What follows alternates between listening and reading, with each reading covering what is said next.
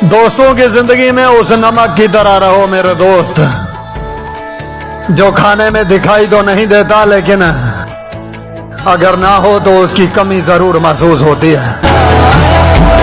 ہائے رو رو کے ڈھونڈو گے میرے جیسا تنگ کرنے والا میری جان، چلے جائیں گے ایک دن کسی خوبصورت کفن کا نصیب بن کر۔ ہم میں سے اکثر لوگ جوانی میں مر جاتے ہیں میرے دوست،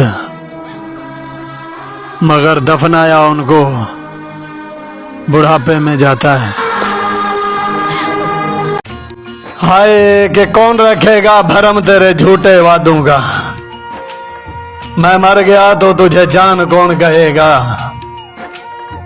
اب تو تیری رنگت پہ ہزاروں فدا ہیں میری جان، سوچ تیرے بڑھاپے میں تیرے ساتھ کون رہے گا۔